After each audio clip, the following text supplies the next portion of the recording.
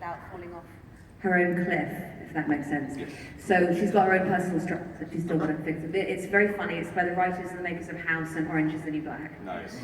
So I feel like I'm in good hands. So a little bit of a twisted humor almost to it. Yeah, a little bit of black A humor. little bit of edge to it anyway. Yeah, a bit of an edge. Excellent, excellent. And is Conviction keeping you too busy that should another company want to bring in Agent Carter, you can't do it, or could you find the time? I will find the time, of course.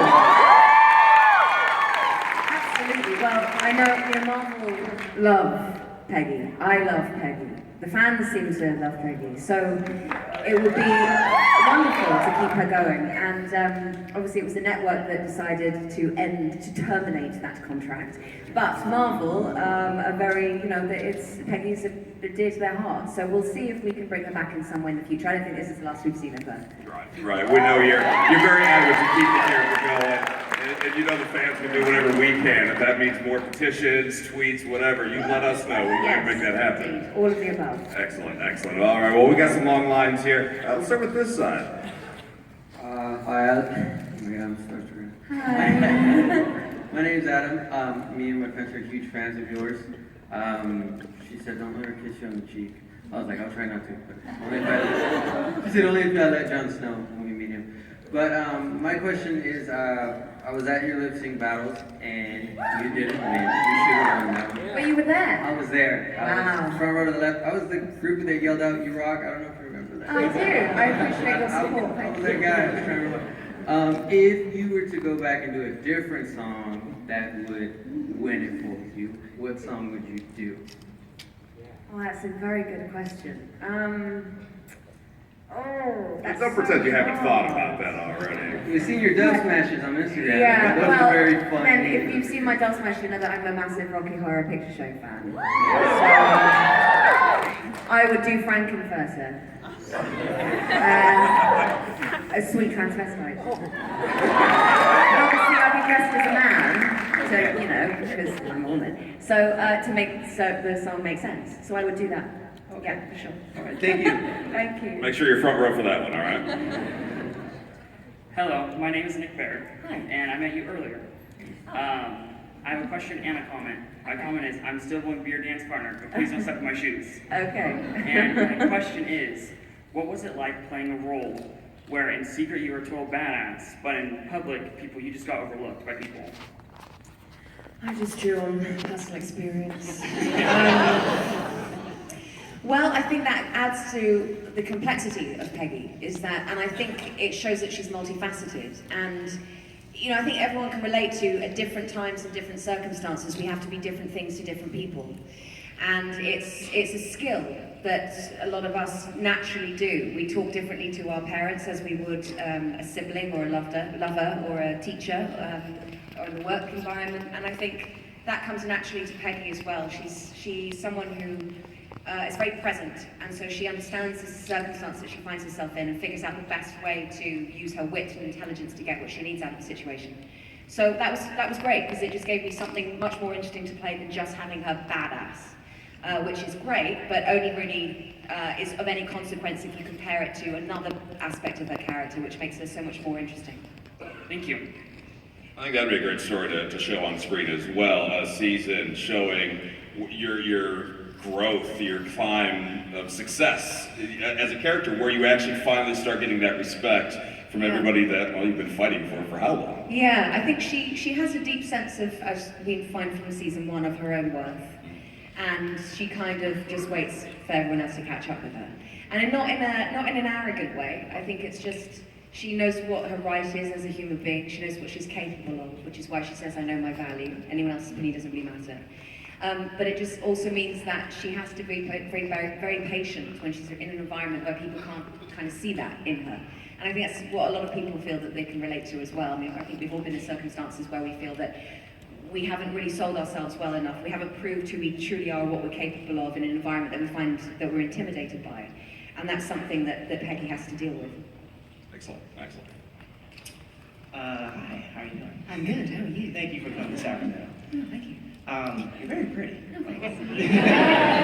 thanks. So my question is actually a little weirder question. I heard a rumor that you and Brett were seen, the guy that plays Ward, Brett Dalton. Yeah. You guys are seen at a WWE event. Is that correct? A wrestling event? Did you guys go? Wrestling. Oh, Yes. yeah. I don't think Brett was there. No, he wasn't. Oh. No. Well, I was just gonna ask you, are you a fan? Yeah. Oh, I was very far away, so I couldn't really see anything, to be honest. It's not something I would choose to go to. I'm a nerd, so I like books and theatre, really. They do theater in the ring, so to speak. You know, Yes, that's I respect it as the art form that it is. And they're incredibly fit and impressive humans that are very intimidating to be around. But that's how I'm going to finish that answer. I got your back, buddy. I'm a fan. I got your back. Hey Hayley, I love you so much. You were so amazing. And this is just gonna be cheating, but do you have any advice for young women? Wow. That's amazing. I feel very privileged to be asked that.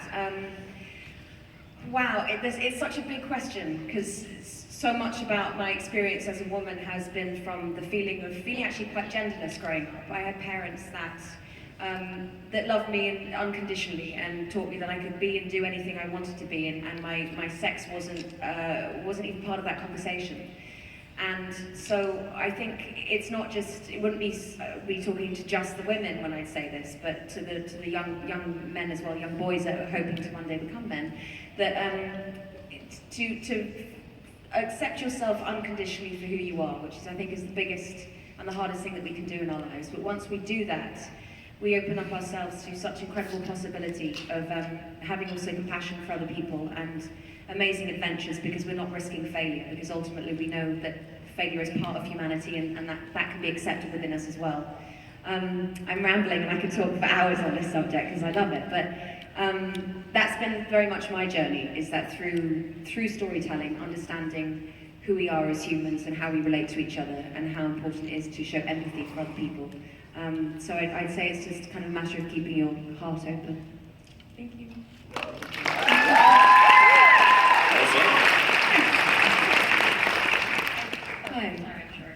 Hi, I'm Teresa.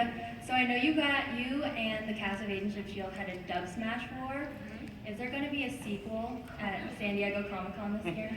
Well, since Agent Carter's not coming back for season 3, I've not been invited to San Diego. That's all right. That's okay, because I'll do something else, I'm sure. And I felt that we left the Dub Smash Wars on a high because I won. So that was a chapter in my life that feels complete.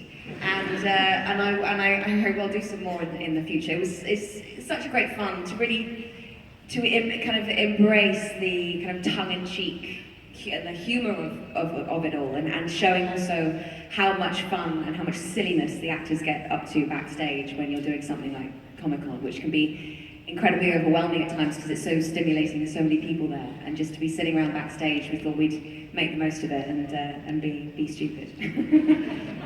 Thank you. Hi, Hayley. My name is Jerome. I have written for the Philadelphia paper for the past 25 years on genre and entertainment, and I'm the LA correspondent. And I just want to say that I don't usually get starstruck, but you are just an amazing, amazing talent, and somebody I really did want to see. I still need to interview you someday. Okay. And I just want to say that I think that your show was probably the best thing Marvel has done, period. And I actually signed a petition and did a story about how they should bring it back on Netflix. Thank you. So my question is, since the Philadelphia show a couple weeks ago you were at, and it's kind of funny because I had an opportunity to either go there or come here, and I'm like, well, if Hayley's going to be here, I really don't need to go up there. So, and make the trip. So my question is, what I missed in Philadelphia was one of the comments you made about how you felt that this Cap and Sharon Uh-huh. thing was distasteful. And if you might want to clarify that, because to me, the way I saw it was that, I mean, not that, she's a clone of you, but that the same traits that he admired in you, he saw in her. So I Poor think that's... girl. I mean, I would be like, if I was Sharon, I'd be like, I've got plenty to offer by myself, thank you. Not going to go with someone else.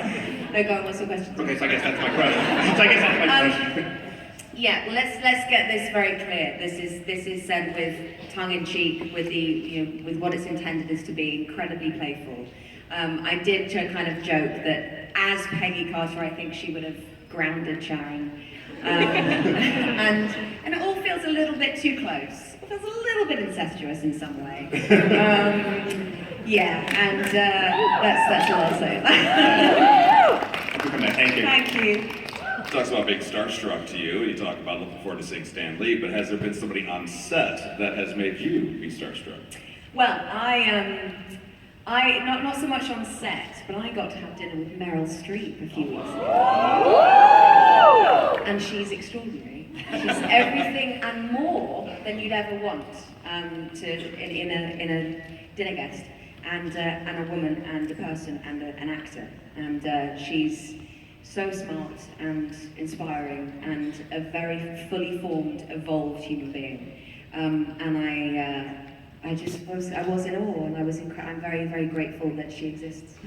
So, well, like, when you were preparing for that, do you think, okay, I gotta be really cool, I gotta impress her? I mean, No, because I knew I'd fall flat on my face and fail immediately. So the good thing in understanding that is I just had to relax. I was like, I'm not going to be able to come up with if I'm trying hard to come up with an anecdote, it's like, let the woman speak. Let her take the route, take the helm here, because she is the powerhouse. And I found that if I shut up, I could actually learn something from her. Smart man talks, wise man listens, or something like that. Something like that. Hi, I'm Gabby. Hi. So, given that Peggy Carter is a very strong female character, how do you feel about how she influences young girls, and why she is such a powerful character? Well, it's a real privilege. It's an actor. You never know, especially coming out of drama school, you never know what opportunities are going to come their way. And part of it is that I don't, as an actor, my job is to, in the storytelling, is to be to take the character and, what's the best way to explain this? To basically inhabit that character and really fight for their argument and for their point of view. Even if it goes against your own values. I mean, that's just what the role of an actor is to tell someone else's story and not your own.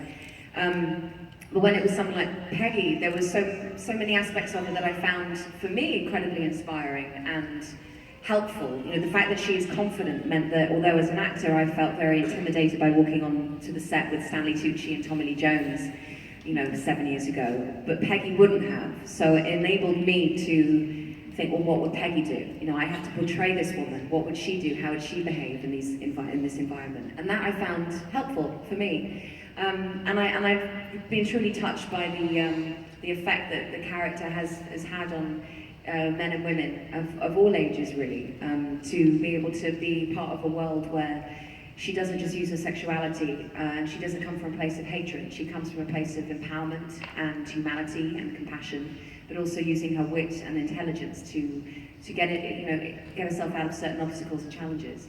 And it's that doesn't happen a lot or often, and I feel very privileged to have been a part of that. And I think that's kind of what makes her kind of so likable to audiences, is that they relate to her. There's a vulnerability about her as well. She doesn't have to be strong all the time. And in fact, the idea of what courage is not a sense of being fearless. It's feeling the fear and doing it anyway, so that in the face of adversity, you can actually practice the act of being courageous. And that's what Peggy does. And I think that's why I think a lot of people like her. Thank you. Thank you. Hello. Hi. You've done a lot of theater, film, and television work. Which one is your favorite to work with? Oh, it's so hard because they're all, it depends on the people that I'm working with and the story that we're telling. and I've loved so many different bits. I mean, I love the power of theatre, where anything can go wrong at any time, and you can't say cut and begin again. And you get a feeling, like I'm picking up an atmosphere in this audience that I wouldn't if this was just me and the camera, which makes it quite thrilling. There's an adrenaline that you don't have when you're working on film.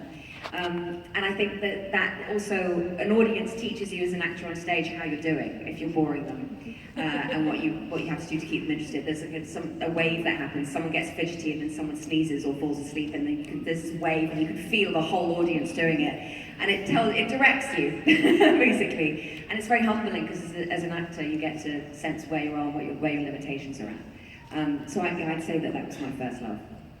Thank you. You can also see when people start to walk out of the room, it's famous, you go, oh my God! Hello, my name's Dave. Thanks for coming out to this show, and I hope you'll continue to go to different conventions regardless of the current status of Agent Carter. I wanted to ask you, has there been any discussion in the past about, or hopefully in the future, about you making a guest appearance on Agents of S.H.I.E.L.D. and some sort of like historical flashback? I think I've done that. Have I done that? I'm sure I've done that. Twice. Done it twice, love. There you go. I mean, future seasons. Kind of like my own show, to be honest. I mean, I love them as a show, but I want to do my own, you know? It gives me so much more to do. But the point is, I do love the character. I feel very honoured that Marvel have put me in her in so many different ways and different places. So I'd be very happy to pop up in different places, whether that be S.H.I.E.L.D. or, I don't know, my own movie.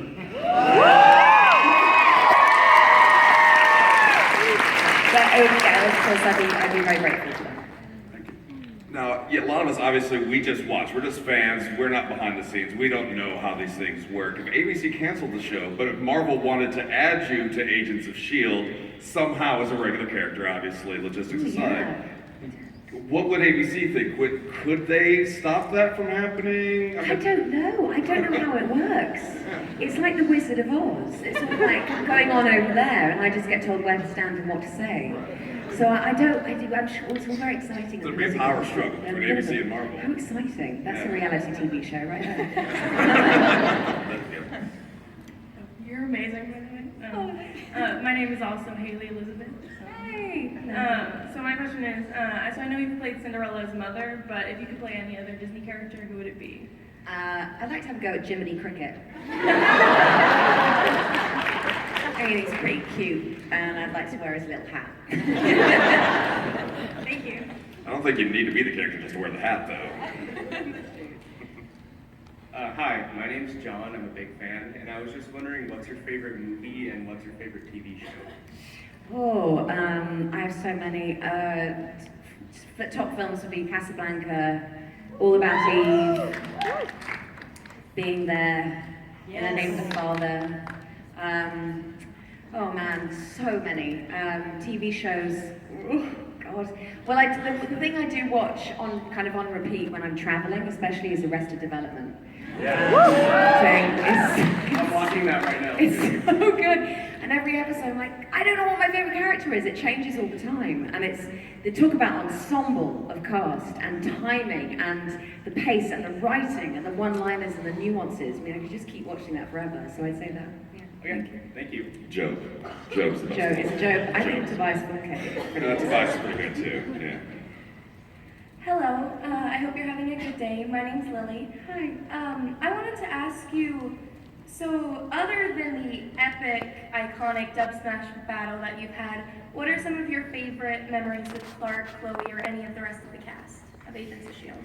Of S.H.I.E.L.D. That's pretty much our relationship. Like every time we see each other, we've dub smashed, pretty much. So that's kind of all I know of them, really.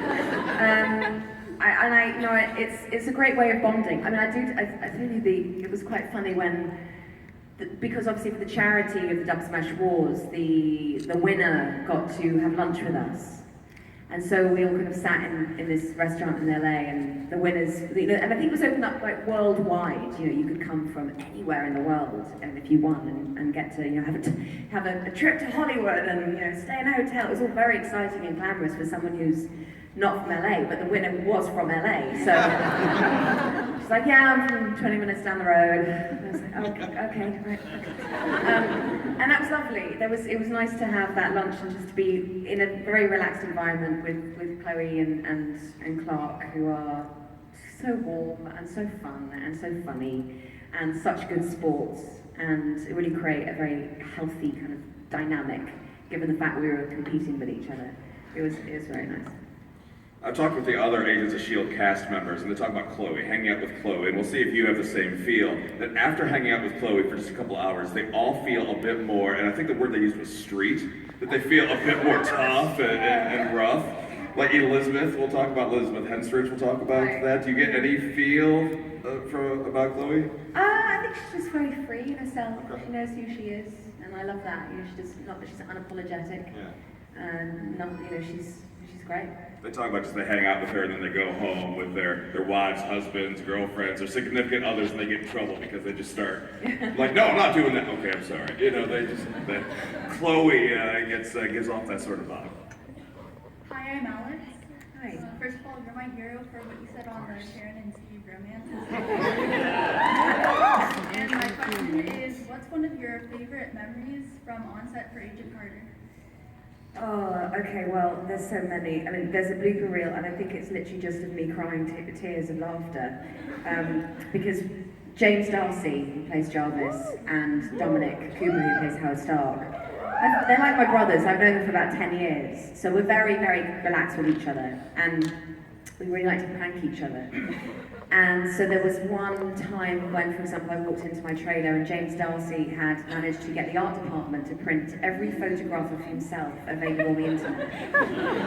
Print it out and post it all over my trailer, from the ceiling to the floor, to inside cupboards, inside my wardrobe, and inside the toilet seat. Finishing off with the grand finale, which is a life-size photograph of himself naked, lying on a chaise longue, with his legs over the side, with my red hat covering him, which of course had to be fumigated, which was just beautiful. And we were working so much crazy hours, I'd never really had time to take it down. And to be honest, I didn't want to. It gave me such joy every time I walked in and saw his stupid face. I loved that. And then there was another one, which, I love this so much. This is so joy. So we all know Dominic is a very suave, sexy, gorgeous man. Well, we were doing a scene, I think we were just messing around, and Dominic and I had fallen on the floor at some point, we were laughing, and someone came over and took a picture of us upside down. And we zoomed in on Dominic's face, and it's the worst picture of a human ever seen. It's horrendous, because he's upside down, and the angle's just perfect, works to perfection. I don't actually know, I've got my phone with me, it's on my phone case, but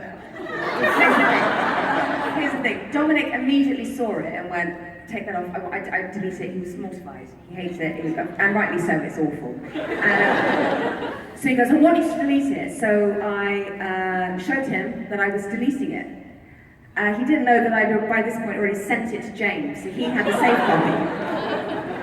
So then we decided, because Dominic hated it so much, and that we decided to print it on about 100 t-shirts and give it to every member of the crew on the last day of filming. And then, of course, the joke has carried on. We've now got it in phone case life, and it's probably going to be a bedspread at one point. But it's fun, and I can do this because Dominic has a great sense of humour about himself. He gets angry for about 2 minutes, like livid, and then he finds it quite funny. So it's why it kind of gives me permission to do it, but it's brought us great joy. So the pranks, that's the thing. Worth that 2 minutes, I'm sure, of that anger. That's great. Thank you. It's very nice to meet you. I'm gonna record this just because. Okay. So, we all know that Peggy will always have like a place in her heart for Steve. Yeah. But what I want to know and what I think everybody wants to know is just how she truly feels about Bucky. You know? Oh. Yeah. Well, he's like, he's your boyfriend's best mate. It's lovely yet awkward dynamic. Anyway, you can't get too close. You can't like go and hang out with him because then your boyfriend's going to be like, what's up? What's going on there? But also if there's tension between you, then it really screws up your. It's difficult. It's a bit of a difficult situation. But I think Bucky's wonderful, and it's very hard to differentiate between Seb and Bucky in respect. When I see Bucky, I go, oh, it's Seb, and Seb's lovely. I think she'd have a lot of compassion for him. Thank you. Obviously, time travel aside, who do you think Agent Carter would like better, Falcon or Bucky? Who's the better friend to Captain America? Oh, I love that. Ouch, I can't answer that. I wouldn't want to get in the way of any bromances.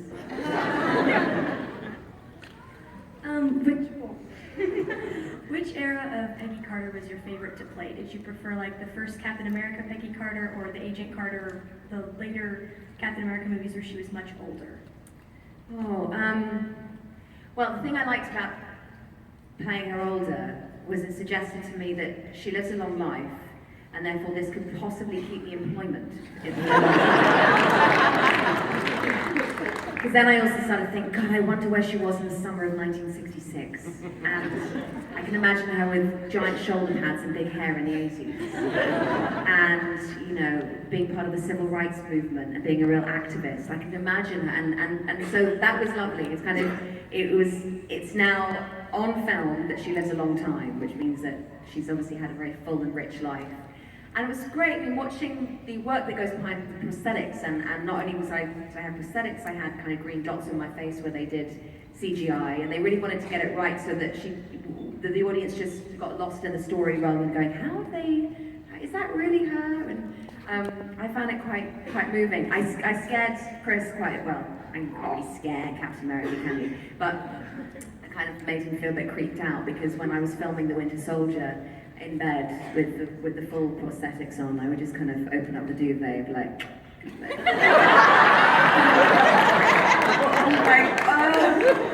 gross. I was like, just old from the head up. Look at that mighty fine young ankle. So that was fine, but we had fun with it. We had a lot of fun with it. Thank you. Hi Hayley, it's an absolute pleasure to see you here. My question is there any actor or actress that you haven't worked with that you would love to work with? Yes, so many. Where do I begin? I don't think many of you will necessarily know because they're actors that I watch in the theatre in England, really. So, Hattie Morahan, Denise Gough, Helen McCrory, Juliet Stevenson, Anna Maxwell Martin, Sophie Okonedo. Do these names mean anything to you folks? Yes. Yeah, good, okay. Helen Mirren, Judi Dench, Fiona Shaw. Let's bring Katharine Hepburn back to life, why not? In terms of screen actors, oh man, Cate Blanchett for me has always been amazing. There's nothing that woman can't do. And Jennifer Lawrence, of course, I adore her. And Emily Blunt, I think is incredible. There's so many. That's just off the top of my head in the first 10 seconds. I have a Dear Diary. I keep on bucket list of everyone I want to work with. And it grows. Every time I see great work, I'm so inspired by it, and I'm so grateful that kind of talent is in my lifetime because I get a chance to experience that. So I love that, and I love seeing new talent as well, and beautiful pieces of work by people that kind of seem to have come out of the woodwork and do something extraordinary and change our way that we think and feel about certain things. It's amazing, humbling. Hi, thank you for coming. I grew up as military dependent, and when I was in the military, I had the choice to leave the military and raise my children, which I chose to do. Does Peggy regret anything at all? I don't regret leaving my career behind for my children because I raised three very beautiful, smart girls who make me very proud every day. Do you think Peggy regretted doing it all in that time frame, being the mom and still being the agent, or? I don't think regret lives in her vocabulary, and I mean that just in the sense that when she makes when she makes a decision and she sticks to it, she's living in that present moment, and that's what she runs with, and she makes the best out of the situation. I think, given we see there's like a bedside table picture of her in The Winter Soldier, and I think there's like, you can see there are kids there, so I think she does at some point have children, which would be really amazing to explore. Like, does she take time out? How does she try and do both? It's such an important question nowadays, when women have the choice more than before, and the conscious choice. And I think that's what's remarkable now, is that we have, you either you raise your kids, or you can have a career, or you try to juggle both, and that's very real for a lot of people. But like as I said, I think Peggy doesn't see regret as useful, and so she kind of accepts where she is and moves forward with it. So, but I do hope she has some time to hang out with the kids. I think it's very important. Do you think she could have handled doing it both? Probably not. Who can? I think there's always going to be there's always going to be a compromise somewhere, isn't there? But you do the best you can given the circumstance you're in. I think that's what she would have done. Well, thank you so much. Thank you. And thank you to everybody with your questions, for asking your questions. We need to get you actually back to the floor to do that. But first and foremost, today being Father's Day, I would like to wish your father a happy My dad, Father's Day. who's over there, taking pictures.